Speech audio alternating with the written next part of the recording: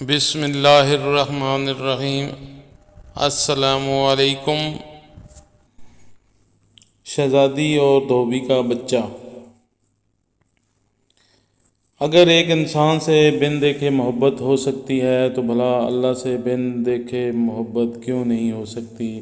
ایک انسان سے محبت اگر انسان کے مزاج میں تبدیلی لا سکتی ہے اور وہ اپنی پوری صلاحیت اور محبت اس کے کپڑے دھونے میں بروکار لا سکتا ہے تو کیا ہم اللہ سے اپنی محبت کو اس کی نماز پڑھنے میں اس طرح دل و جان سے نہیں استعمال کر سکتے مگر ہم بوجھ اتارنے کی کوشش کرتے ہیں؟ چنانچہ میرے دل کی باتوں کی کہانی کا کردار کچھ یوں ہے۔ حضرت نظام الدین اولیاء رحمۃ اللہ علیہ اکثر ایک جملہ کہا کرتے تھے کہ ہم سے تو دھوبی کا بیٹا ہی خوش نصیب نکلا، ہم سے تو اتنا بھی نہ ہو سکا، پھر غش کھا جاتے۔ ایک دن ان کے مریدوں نے پوچھ لیا کہ حضرت یہ دھوبی کے بیٹے والا کیا ماجرا ہے؟ آپ رحمۃ اللہ علیہ نے فرمایا، ایک دھوبی کے پاس محل سے کپڑے دھلنے آیا کرتے تھے اور وہ میاں بیوی کپڑے دھو کر پریس کر کے واپس محل پہنچا دیا کرتے تھے۔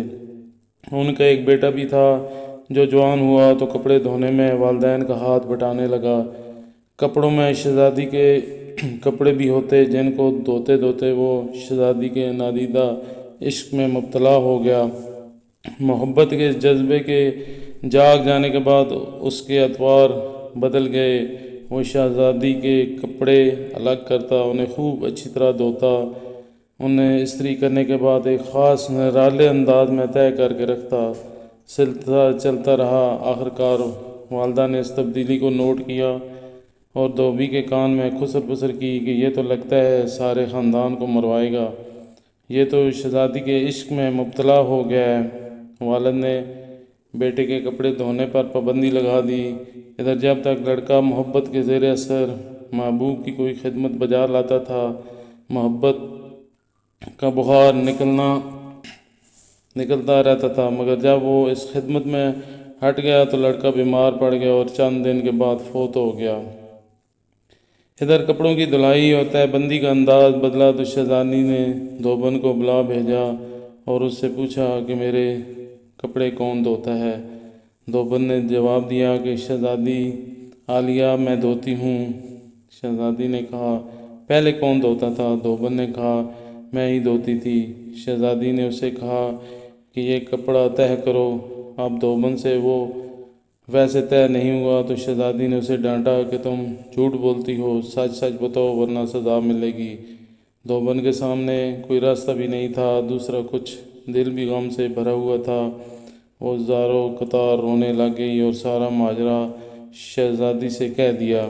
شہزادی یہ سب کچھ سن کر سناٹے میں آ گئی۔ پھر اس نے سواری کو تیار کرنے کا حکم دیا اور شاہی بگی میں سوار ہو کر پھولوں کا ٹوکرا بھر کر لائی اور مقتول محبت کی قبر پر سارے پھول چڑھا دیے۔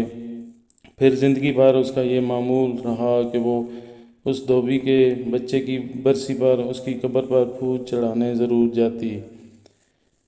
یہ ساری بات سنانے کے بعد کہتے، اگر ایک انسان سے بن دیکھے محبت ہو سکتی ہے تو بھلا اللہ سے بن دیکھے محبت کیوں نہیں ہو سکتی؟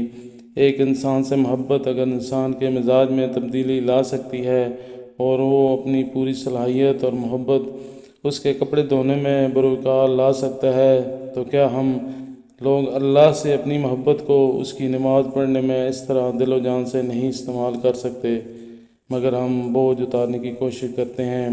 اگر شہزادی محبت سے طے شدہ کپڑوں کے انداز کو پہچان سکتی ہے تو کیا رب کریم بھی محبت سے پڑھی گئی نماز اور پیچھا چھڑانے والی نماز کو سمجھنے سے عاجز ہے؟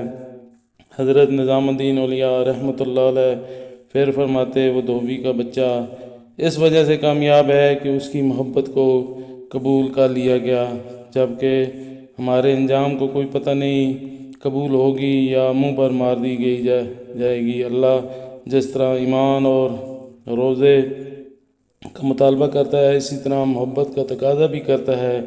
یہ کوئی مستحب نہیں، فرض ہے، مگر ہم غافل ہیں۔